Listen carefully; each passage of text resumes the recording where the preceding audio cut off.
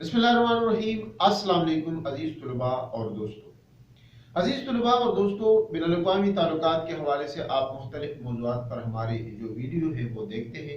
आज भी हम बिनुल-अक़वामी ताल्लुकात की बात करेंगे। बिनुल-अक़वामी ताल्लुकात एक वसी मज़मून है और आजकल इसकी अहमियत बहुत ज़्यादा हो चुकी है, क्योंकि दौर जदीद में टेक्नोलॉजी साइंस की वजह से जो नई नई इजादातें हो रही है, तो उसकी वजह से जो खारिजा पॉलिसी है उसकी अहमियत और अफादियत के साथ साथ उसकी जो डायरेक्शन है वो भी चेंज हुई है। उसमें हमें काफ़ी तब्दीली नज़र आती है। मुल्कों के जो ताल्लुकात है बाहमी, वो भी बहुत ज़्यादा तब्दील हो चुके हैं। अब नई नई चीज़ें नए नए जावियों के साथ हो रही है। तो आज की वीडियो में भी हम नव आबादियाती निज़ाम के हवाले से बात करेंगे, जिसे कॉलोनियलिज्म कहते हैं। नई जो आबादियाती निज़ाम इसको न्यू कॉलोनियलिज्म या कॉलोनियलिज्म भी इसको हम कहते हैं। और साथ में हम न्यू कॉलोनियलिज्म के हवाले से भी बात करेंगे, लेकिन पहले आपको जो न्यू जो आबादियाती निज़ाम या नई इस्तिमारियत जिसे कहते हैं, जिस पर हमने पहले भी बात की, लेकिन नई जो इस्तिमारियत है वो तब्दील हो चुकी है अब नई नव आबादियाती निज़ाम में। दूसरे आलमी जंग के बाद जब हमने देखा है कि 24 अक्टूबर 1945 को अक़वाम मुत्तहिदा का क़याम अमल में लाया गया। तो अक़वाम मुत्तहिदा के क़याम का और जो चार्टर था, जो मंशूर था, उसमें बुनियादी तौर पर ये था, उसके तहत जो उसमें जो ममालिक शामिल थे या उनकी जो मंशूर का अहद था, वो आलमी अमन और सलामती को बरकरार रखना था। उसके पहले आपके इल्म में है कि 1945 में दूसरी जंग अजीम का खात्मा हो चुका था। उससे पहले जंग अजीम अव्वल गुजर चुकी थी। तो दुनिया जंगों से तंग आ चुकी थी और अमन की तलाश में थी। तो अक़वाम मुत्तहिदा का क़याम इस अमल में लाया गया इन वजूहात की वजह से। तो 1960 में फिर हमने देखा है कि अक़वाम मुत्तहिदा ने एक ऐलान किया और उस ऐलान में अक़वाम मुत्तहिदा ने कहा जो नौ आबादियाती जो ममालिक है या जो इस्तिमारी क़ुव्वतों के ज़ेर असर है, उनकी आज़ादी का उनको आज़ादी मिलनी चाहिए, उनकी आज़ादी की हिमायत का ऐलान किया। तो हम इस हवाले से आज की वीडियो में बात करेंगे कि जो नई इस्तिमारियत की वजूहात क्या है, नौ आबादियाती निज़ाम से क्या मुराद लिया जाता है, तरक्की पजीर ममालिक क्यों उनकी मुहताज रहते हैं, पाकिस्तान जैसे ममालिक को कहा जाता है या पाकिस्तान जैसे ममालिक को उनके नुकसानात क्या पहुँचते हैं, वो क्यों नौ आबादियाती निज़ाम का हिस्सा बनते जा रहे हैं और उनको इन मसाइल का जो मसाइल दरपेश है इसकी वजूहात क्या है, इस पर आज की वीडियो में हम बात करेंगे। तो हम देखते हैं कि जो अक़वाम मुत्तहिदा ने जब 1960 में ये ऐलान किया कि नौ आबादियाती की को आज़ादी होनी चाहिए, उनकी हिमायत का ऐलान किया, तो बहुत से ममालिक और ख़ासकर जो सुपर पावर थे उस वक़्त, रूस और अमेरिका वगैरह, या दूसरे ममालिक इटली, फ्रांस, जर्मनी वगैरह, जापान वगैरह, उन्होंने भी उसकी हिमायत का ऐलान किया और कहा कि हम इनकी खुद मुख्तारी जो है इन ममालिक को मिलनी चाहिए। फिर हमने दूसरे जंग के बाद जो आलमी सियासत में एक अहम तब्दीली ये वाक़या हुई कि रूस और अमेरिका दो मुतवाज़ी क़ुव्वतें बनकर उभरी है। यानी दो ब्लॉक दुनिया में हमने देखे हैं कि उस वक़्त सामने आए हैं। अमेरिका ने भी रूस चूँकि पहला बड़ी ताकत थी पहले से, तो अमेरिका भी एक ताकत के तौर पर आया और उनकी ये जिम्मेदारी बनती थी कि वो आज़ाद जो रियासतें अब मौजूद वजूद में आई, जिस तरह का मुत्तहिदा ने ऐलान किया 1960 में, और नौ आबादियाती जो इलाके थे वो मुल्क बनकर उभरे बन गए, तो उनकी मदद की जाए, इन ममालिक की ये जिम्मेदारी थी। साथ साथ में फिर हमने देखा है कि 1945 के बाद दुनिया में 100 से ज़्यादा जंगें भी हो चुकी। 100 से ज़्यादा क्या कि 120-130 तकरीबन जंगें हो चुकी है। तो ये हम कह सकते हैं कि 120 से अबाव जंगें हो चुकी है, जिसमें हमने देखा है छोटी बड़ी जंगें इसमें दोनों शामिल हैं। इसमें हमने अफगानिस्तान पर हमला, इराक पर हमला अमेरिका की तरफ से ये भी देखा है दूसरे शाम में जो हशर हुआ है, उस लड़ाई को अमेरिका और रूस की लड़ाई कहा जाता है, उसमें और भी ममालिक शामिल थे। इस तरह मुख्तलिफ मुस्लिम ममालिक में जो जंगें हो रही है, एक दूसरे पे लड़ाई, इसराइल की तरफ से दूसरे ममालिकों की आपस में लड़ाई, यमन की जंग, लबनान की जंग, शाम की जंग, ये वो लड़ाइयाँ हैं छोटी छोटी जिनकी वजह से हमने देखा है कि दुनिया की जो हालात थे वो फिर तब्दील हुए। और हमने देखा है कि जो पहले जंगें होती थी उसमें या जो बड़े ममालिक थे, सुपर पावर्स, जो रियासतें थी, वो मुल्कों को फतह करती थी, अपने कब्जे में रखती थी, उसको अपने कंट्रोल में रखती थी। लेकिन नौ आबादियाती निज़ाम में हम देखते हैं, या नई इस्तिमारियत की तारीफ हम इन अल्फाज में कर सकते हैं कि जब किसी मखसूस इलाके के लोग ये समझना शुरू कर दे कि उनके मुतालिक जो कवानीन है वो दूसरे ममालिक से बनकर आएंगे, यानी उनका जो हाल मुस्तकबिल का जो फैसले हैं वो दूसरे ममालिक के कवानीन के मुताबिक करेंगे, और उनके कवानीन का बाहर के लोग, उनकी कवानीन बनाने के जो लोग हैं वो बाहर के हैं। तो इसको हम नई इस्तिमारियत से मिसाल दे सकते हैं। जो नई इस्तिमारियत है, नई आबादियाती निज़ाम या नई इस्तिमारियत, तो इसकी मिसाल हम पाकिस्तान जैसे इस्तिमारियत जैसे मुल्क का भी कर सकते हैं कि पाकिस्तान जैसे मुल्क को हम देखते हैं कि यहाँ पर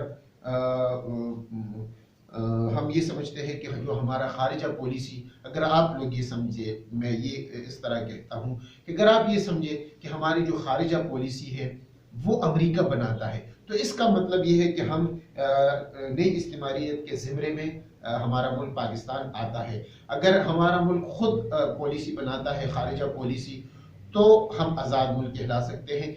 लेकिन हमने देखा है कि अभी तकरीबन 10 साल, 15-20 साल पहले हमारी जो ज़्यादा हमारा झुकाव जो था वो अमेरिका की तरफ था। लेकिन फिर 9/11 के बाद अमेरिका का साथ पाकिस्तान ने भी दिया, और अमेरिका के कहने पे पाकिस्तान ने उनका साथ दिया जनरल मुशर्रफ के दौर में।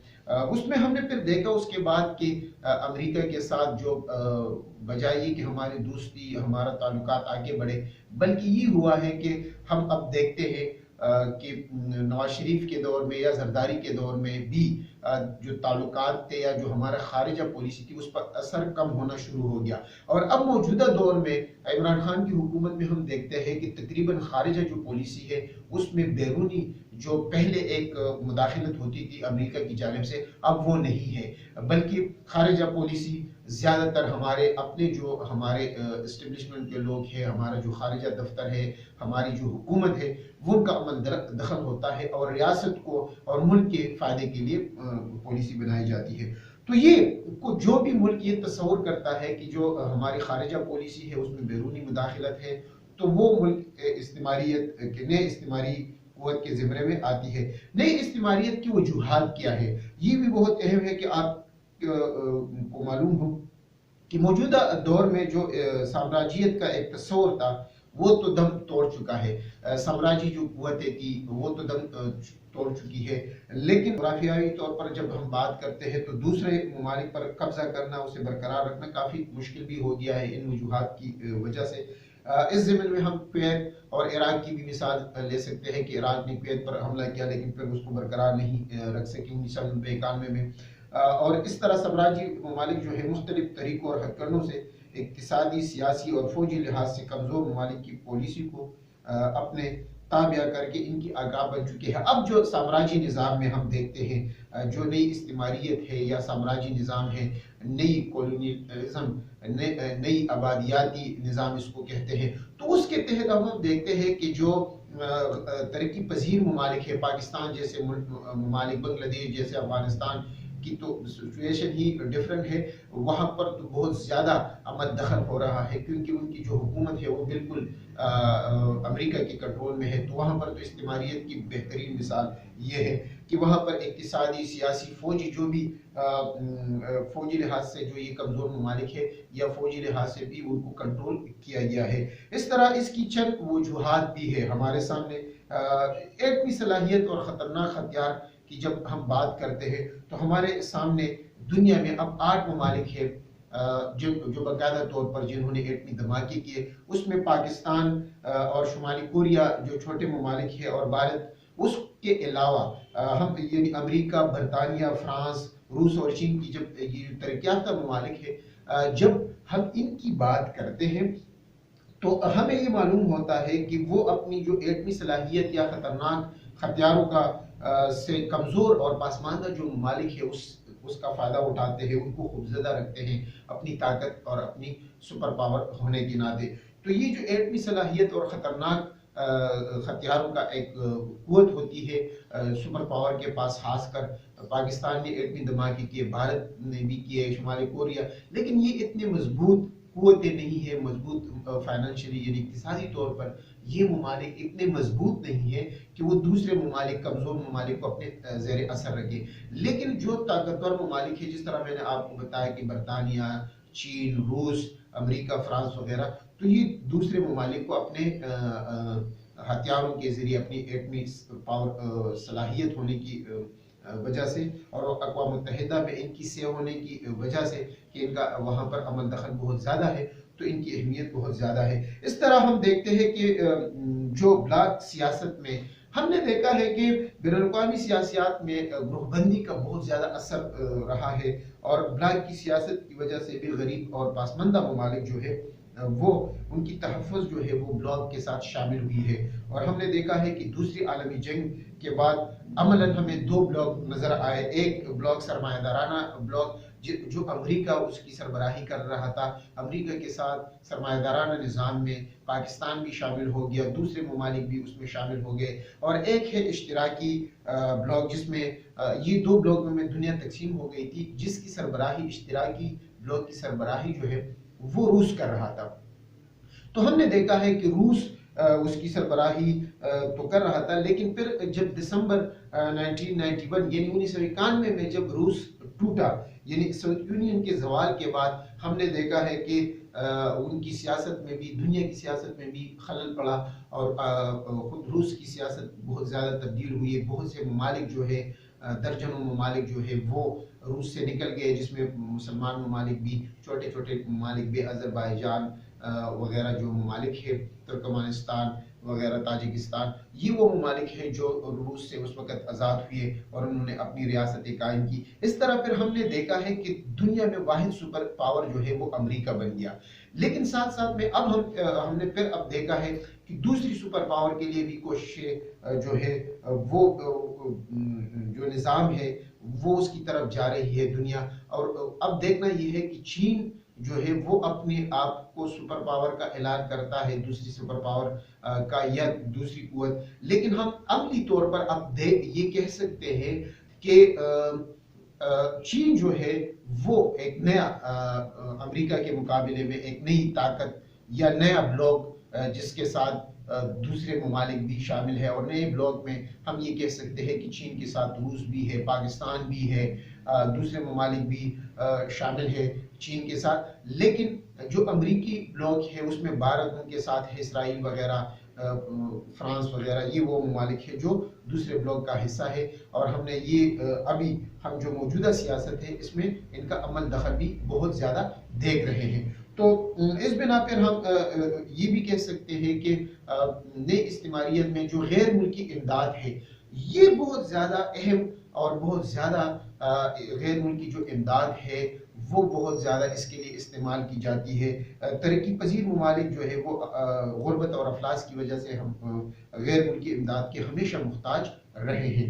तो हम देखते हैं कि उनकी इक़्तिसादी जो इमदाद है उनकी बदौलत पासमानदा ममालिक जो है हुकूमत और उनकी पॉलिसियों को अपने ताबे बनाने में कामयाब हो जाते हैं।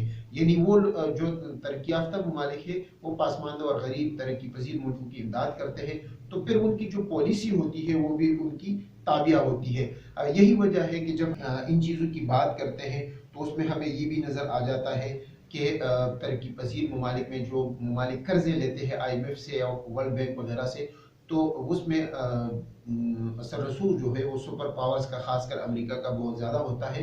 तो वो कुव्वतें अपनी पॉलिसी जो है वो तरक्की पजीर मुल्क पाकिस्तान जैसे मुल्क में भी वो फिर अपनाती है और उसको आप फॉलो करते हैं। इस तरह सरहदी तनाज़ात भी जो मुख्तलिफ ममालिक है, गरीब पासमानदा ममालिक, वो अपनी सरहदी तनाज़ात की वजह से भी मजबूर होते हैं कि वो जो बड़ी कुव्वतों की जो है उनकी हिमायत उनको दरकार होती है, दूसरे ममालिक की उनकी हिमायत दरकार होती है। हमेशा हम इस की मिसाल इस तरह दे सकते हैं, यानी पाकिस्तान, भारत, श्रीलंका, ईरान, इराक वगैरह की मिसाल हम दे सकते हैं कि इनकी सरहदी तनाज़ात मौजूद है। इस तरह जदीद टेक्नोलॉजी और मशीनरी की भी अजारदारानी जो है वो हम देखते हैं कि जदीद जो टेक्नोलॉजी है वो इन पावर्स के पास होती है और जो मशीनरी है वो भी इन कुव्वतों के पास होती है, लेकिन वो जदीद टेक्नोलॉजी है जो है वो तरक्की पजीर मुल्क या पासमानदा ममालिक को हमेशा नहीं देती।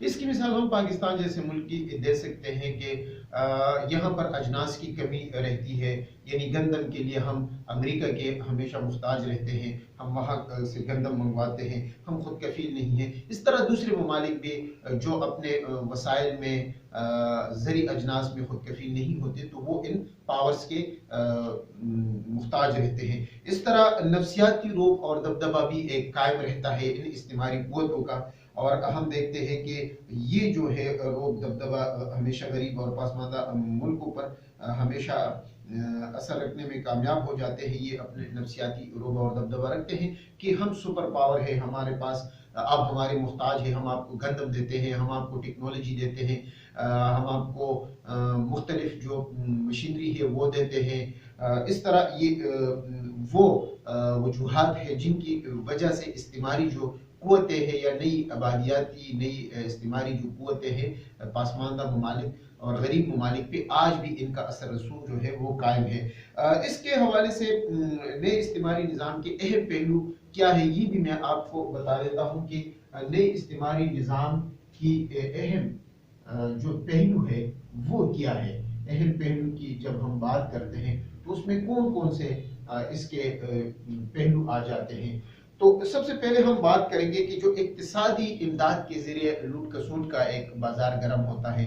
तरक्की याफ्ता ममालिक की ये इखलाकी जिम्मेदारी होती है कि वो तरक्की पजीर मुल्कों की इमदाद करे, वहाँ पर इक्तिसादी और माशी उनका जो एक इमदाद है वो करे। लेकिन हम देखते हैं कि इसकी शक्ल में फिर लूट खसूट का बाजार भी गर्म रहता है, और वो इमदाद की शक्ल जो इमदाद करते हैं तो वो कर्ज की शक्ल में देते हैं और बाहरी शरह सूद पर वो कर्ज दिया जाता है, और जो कर्ज हासिल करने वाले ममालिक है वो फिर उस कर्ज के जंगल में या उस जाल में वो फंसते जाते हैं और फंसते जाते हैं। जिस तरह हम पाकिस्तान की मिसाल ले सकते हैं कि पाकिस्तान जैसा मुल्क जो है वो इन कर्जों का और इन इक्तिसादी इमदाद की वजह से जो हम लेते हैं उसकी वजह से काफ़ी मुश्किलात का शिकार रहा है। और ये आप उस इमदाद को या उस रकम को, उस कर्ज को वापस करने के लिए नए कर्जे लेते हैं। आपके पास इतनी रकम नहीं होती कि आप जो कर्जे आपने लिए हैं वो आप वापस करें, तो आप क्या करते हैं, आप एक साल में 5 अरब कर्जा लेते हैं तो दूसरे साल उस 5 अरब को वापस करने के लिए मजीद 8 अरब लेते हैं, तो उसमें कुछ वापस करते हैं फिर आपका।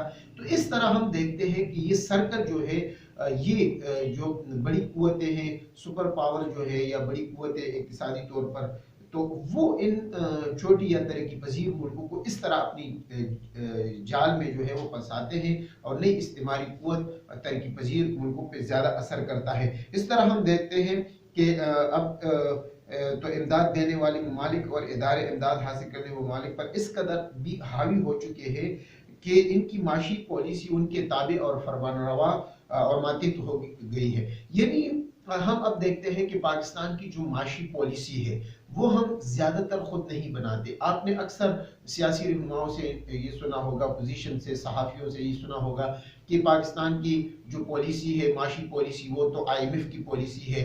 और ये हकीकत भी है कि IMF हमें कहता है कि आपने गैस महंगी करनी है, आपने पेट्रोल महंगा करना है, आपने फलानी बिजली महंगी करनी है, ताकि जो रकम IMF आपको कर्ज की शक्ल में देता है वो वापस आ जाए। तो वो इन चीज़ों के महंगा होने से, और ये वो जगह है जहाँ से उनको पैसे मिलते हैं, तो गरीब आदमी बराह रास्त जो है ज़्यादा पैसे टैक्स की शक्ल में या ज़्यादा रेट बढ़ाने की वजह से वो आपको उससे आपको इनकम आती है और वो अपनी पैसे जो है वो इस तरह वसूल करते हैं। इस तरह फिर हम देखते हैं जो दिफाई इमदाद के जरिए जो लूट खसूट होती है, यानी जो तरक्की याफ्ता ममालिक है, इस्तिमारी ममालिक की दिफाई जो सामान है वो सनत बहुत तरक्की याफ्ता हम देखते हैं कि अगर बरतानिया की देख के, उससे ज़्यादा फ्रांस अमेरिका की आप देख लें, रूस की आप देख लें, चीन की देख लें, ये ममालिक की जो दिफाई पैदावार है, दिफाई पैदावार यानी हथियार बनाने वाले जो कारखाने हैं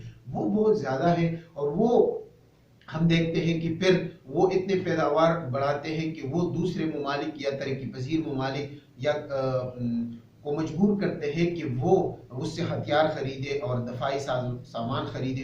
तो वो मजबूर होते हैं, पाकिस्तान जैसे मुल्क, भारत जैसे मुल्क, दूसरे जो ममालिक है वो उनसे फिर इस तरह दिफाई सामान खरीदते हैं। और हमने देखा है कि वो सामान जो है उसके लिए मुख्तलिफ छोटी छोटी जंगें या बड़ी जंगें भी तरतीब दी जाती है। और ये ममालिक चाहते हैं कि इस तरह दुनिया हर वक्त जंग की लपेट में रहे, ताकि इनका जो दिफाई सनत है साजो सामान का वो उसकी तैयारी रहे। अगर आज हम कहें कि अमेरिका की ये सनत जो है दिफाई सनत वो बंद हो जाए तो अमेरिका जो है वो बैठ जाएगा।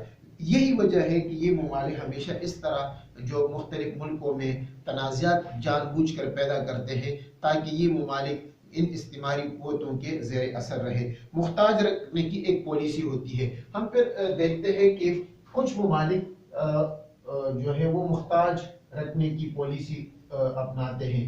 तरक्की पजीर ममालिक, जो कुछ तरक्की पजीर ममालिक है, खासकर हमारे, अगर हम अपने इलाके की बात करें तो बड़ी जो ताकतें हैं हमेशा उनको इस तरह रखते हैं कि ये हमारे मुहताज रहे, आप उनसे साजो सामान खरीदें। हम इसकी मिसाल इस तरह भी दे सकते हैं कि अमेरिका कहता था कि पाकिस्तान जो है वो स्टील मिल ना लगाए, वो दूसरी चीज़ें तो लगाए, यानी कोका कोला पेप्सी की कारखाने यहाँ लगाए लेकिन स्टील मिल ना लगाए। तो पाकिस्तान ने फिर रूस की मदद से स्टील मिल उस वक्त लगाई थी। लेकिन इस तरह दूसरे जो आलात है, अमेरिका कहता है कि पाकिस्तान जो है वो अमेरिका से मोबाइल ले ले लेकिन खुद अपनी कारखाने ना लगाए। ये मैं आपको अपनी मिसालें देता हूँ और ये जो मुहताज रखने की पॉलिसी है वो इस तरह मैंने आसान अल्फाज में आपको समझाई है कि वो इस तरह रखी जाती है। जो तरक्की पजीर मुल्क है वो हमेशा सिंबल करके या चीज़ों को, लेकिन खुद चीज़ें पैदा ना करें ताकि ये बड़ी कुव्वतों की हमेशा मुहताज रहे और वो उनके ज़ेरे असर भी रहे। तिजारत के जरिए भी लूट खसूट की जाती है, यानी तरक्की याफ्ता ममालिक हमेशा तरक्की पजीर मुल्कों की तिजारत को अदम तवाज़ुन का शिकार रखते हैं। वो कभी भी ये नहीं चाहते कि पाकिस्तान जैसे मुल्क, भारत जैसे मुल्क या अफगानिस्तान जैसे मुल्क, बांग्लादेश, श्रीलंका जैसे ममालिक जो है, हम अपनी खित्ते की अगर बात करें तो वो ये नहीं चाहते कि यहाँ पर जो तिजारत है या जो इक्तिसादी माशी पोजीशन है वो बेहतर हो, बल्कि वो हमेशा उनकी कोशिश ये रहती है कि इसमें अदम तवाज़ुन कायम रहे ताकि उनकी जो सरमाया है वो भी इन ममालिक की तरफ जाए। अगर वो इन ममालिक में सरमायाकारी भी करते हैं तो वो थोड़ी सरमायाकारी करते हैं। और फॉर एग्जांपल अगर अमेरिका पाकिस्तान में सरमायाकारी करता है तो उन चीज़ों में, उन शोबों में करता है जिससे पाकिस्तान को इतना ज़्यादा फ़ायदा नहीं होता, बल्कि सरमाया कर्ज की शक्ल में वो बाहर जाता है। और फिर हम ये भी देखते हैं कि तिजारत की शक्ल में हमारे जो सरमायादार होते हैं वो उन कंपनियों में सरमाया लगाते हैं और इस तरह वो मनी लॉन्ड्रिंग जो है, यानी पैसे जो बैरूनी मुल्क भिजवाते हैं तो वो उस शक्ल में, तिजारत की शक्ल में बैरूनी मुल्क भिजवाते हैं। हम देखते हैं कि आजकल हमारे जो सियासतदान हैं, खासकर नवाज शरीफ वगैरह पे यही तो केसेस चल रहे हैं कि इन्होंने 22 ममालिकों में जायदाद बनाई और बरतानिया अमेरिका में बहुत ज़्यादा जायदादें बनाई। इनका जो कारोबार है और वो कारोबार जो बिजनेस है वो पैसों का बिजनेस है और वो ज़्यादातर जो पैसे हैं उनके वहाँ पर पड़े हैं। और हमने इस हवाले से भी लीक्स की रिपोर्ट भी हमारे सामने मौजूद है। इस तरह मल्टीनेशनल कंपनी भी अपनी लूट खसूट कायम रखती है और वो भी अगर तरक्की पजीर मुल्कों में जो कंपनीज है वो उन शोबों में काम करती है ताकि इन लोगों का सरमाया जो है वो अपने मुल्कों में ले जाए। अगर आप उनका साथ नहीं देते तो फिर हम देखते हैं जनरल ज़ियाउल हक का और उससे पहले जुल्फ़िकार अली भुट्टो का कि वो ये इतना असर रसूख रखने वाले लोग होते हैं कि वो उनको हटा देते हैं और ये तारीख में हमारे सामने है। नहीं, इस हमारी निज़ाम और कौमी पॉलिसी जो है हमेशा जो कौमी पॉलिसी होती है वो तरक्की पजीर मुल्कों की कोई कौमी पॉलिसी नहीं होती, बल्कि वो इन नई इस्तेमारी कुव्वतों की मजबूर होती है कि वो इनके तहत हो। और ख़ास कर जो आज की दुनिया में हम आज़ाद कौमी पॉलिसी सिर्फ बड़ी ताकतों की ही हो सकती है और इनकी मौजूद होती है। जो दूसरे ममालिक है, यानी जो इन पर इंडिपेंडेंट ममालिक है, तरक्की पजीर ममालिक, इनकी पॉलिसी भी इन्हीं इस जैसे होती है, यानी इनकी कोई कौमी पॉलिसी नहीं होती, बल्कि जो वो लोग कहते हैं, यानी हमें जो चीन कहता है ज़्यादातर हम वो करते हैं, अमेरिका कहता है, बरतानिया कहता है। हमारी कौमी पॉलिसी उस वक्त बनेगी जब हम खुद अपने पाँव पर खड़े होंगे। इसलिए वज़ीर-ए-आज़म पाकिस्तान इमरान खान बार बार ये कोशिश कर रहा है, बार बार ये बताता है कि, और बार बार इस जानिब अपने इदारों की तवज्जो भी दिला रहा है, और बार बार इसके लिए कोशिश कर रहा है खारिजा सतह पर, मुल्क की सतह पर, कि हमारी कौमी पॉलिसी बन जाए, हम ऐसी कौमी पॉलिसी बनाए, ऐसी हमारी इक्तिसादी माशी पॉलिसी बन जाए, हमारी दिफाई पॉलिसी, कि हम दूसरे ममालिक पर इन्हिसार ना करें, बल्कि खुद मुख्तियार हो जाए। और वो तब हो सकता है कि आप इन तमाम शोबों में, यानी ज़री शोबों में आप खुद मुख्तियार हो, सनती शोबों में आप खुद मुख्तियार हो, बरामदात में आपका इजाफा हो, दरामदात में कम से कम